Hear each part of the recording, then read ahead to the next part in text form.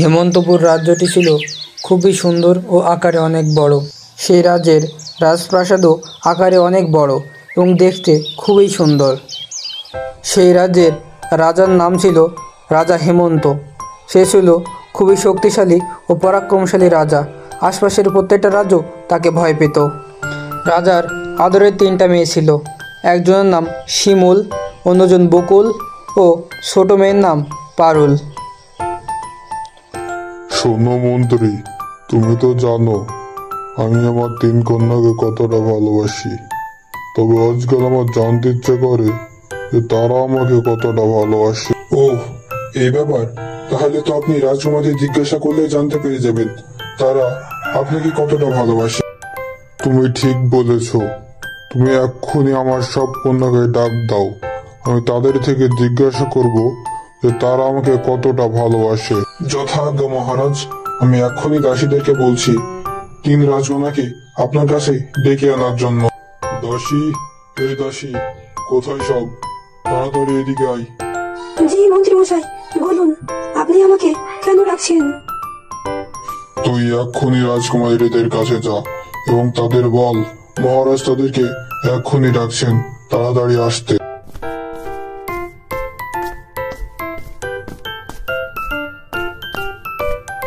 শুনুন রাজকুমারীরা, মহারাজ আপনাদেরকে খুব তাড়াতাড়ি রাজপ্রাসাদের মহারাজের কক্ষে উপস্থিত হতে বললেন। তাড়াতাড়ি আপনারা মহারাজের কক্ষে যান। এরপর 3 রাজকুমারী একসাথে মহারাজের কক্ষের দিকে যেতে থাকে।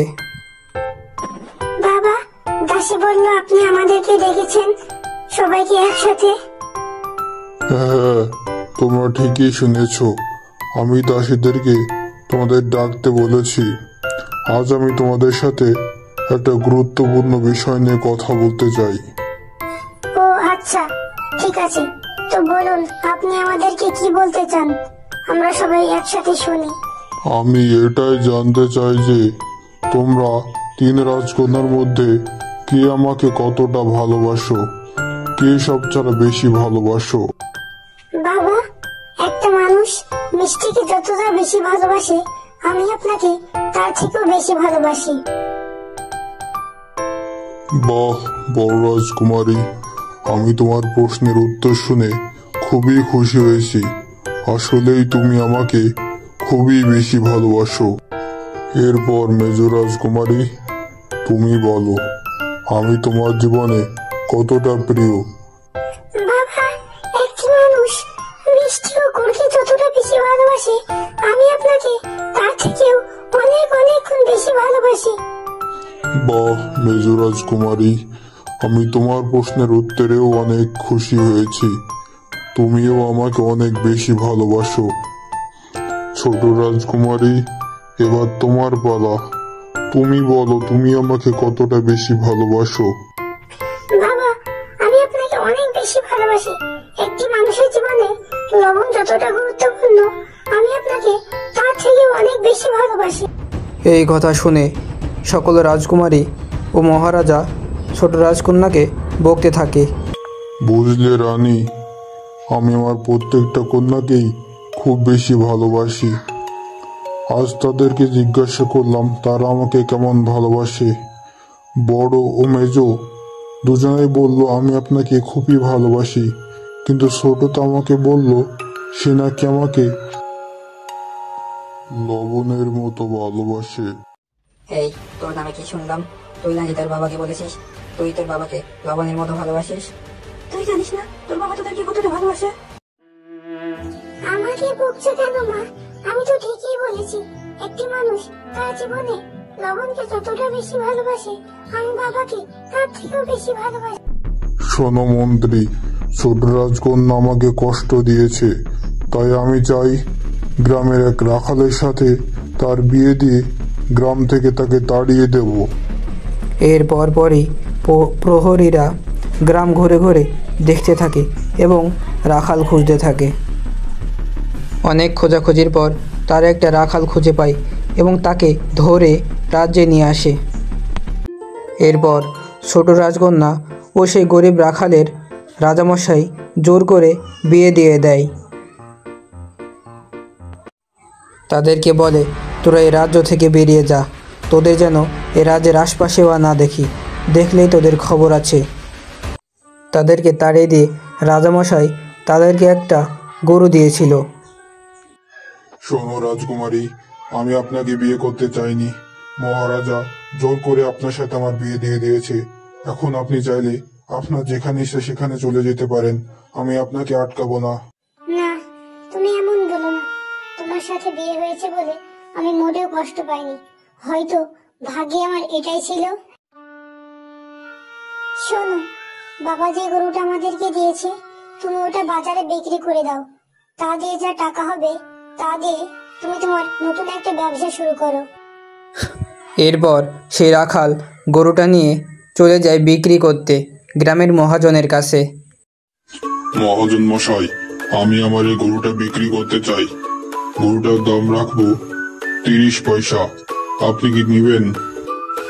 আচ্ছা ঠিক আছে, তুই দামটা আর একটু কম।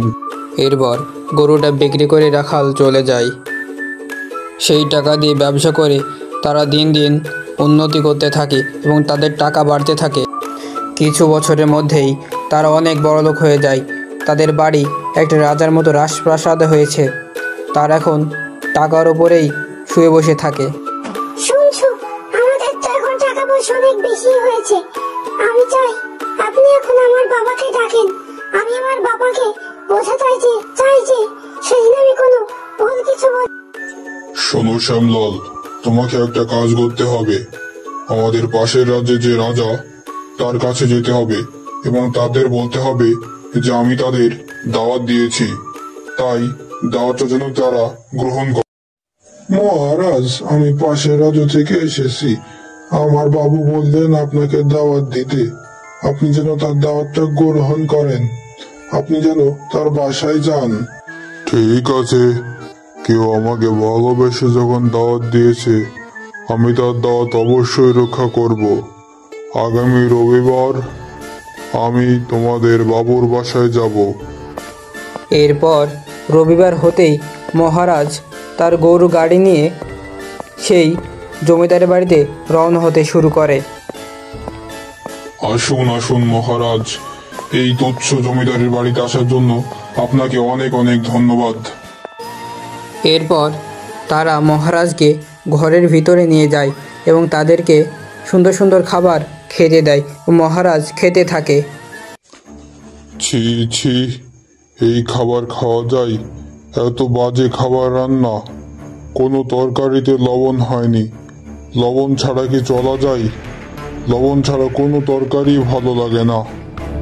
কেন মহারাজ চলা যায় না? আমরা তো সারা জীবন ধরেই লবণ ছাড়া তরকারি খেয়ে আসছি, আমাদের কাছে তো ভালোই লাগে খেতে। তোমরা হয়তো পাগল, তাই তোমাদের কাছে এই লবণহীন তরকারি ভালো লাগে। লবণ হলো সবকিছুর স্বাদের একটি গুরুত্বপূর্ণ জিনিস। লবণ ছাড়া কোনো খাবারই সুস্বাদু হয় না। লবণই সবচেয়ে গুরুত্বপূর্ণ জিনিস। তো বাবা, আমিও তো আপনাকে সবচেয়ে বেশি ভালোবাসি, তাই তো আমি বুঝেছিলাম যে আপনি আমার কাছে লবণের থেকেও বেশি প্রিয়। তাহলে আপনি কেন আমাকে বাড়ি থেকে তাড়িয়ে দিয়েছিলেন? আমি আসলে অনেক বড় ভুল কাজ করেছিলাম মা, তুই আমাকে ক্ষমা করে দে। আমি আসলে বুঝতে পারিনি, তাই আমার এমন ভুল হয়ে গেছে।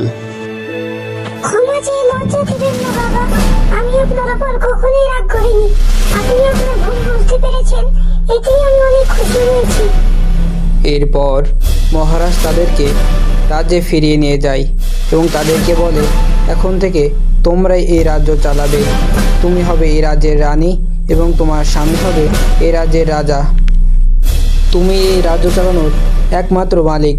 তুমি এই রাজ্য সঠিকভাবে চালাতে পারবে। তো বন্ধুরা, গল্পটি ভালো লাগলে একটি লাইক দিবেন এবং এরকম সুন্দর সুন্দর নতুন নতুন কার্টুন ভিডিও পেতে আপনি আমার চ্যানেলটি সাবস্ক্রাইব করবেন। ধন্যবাদ।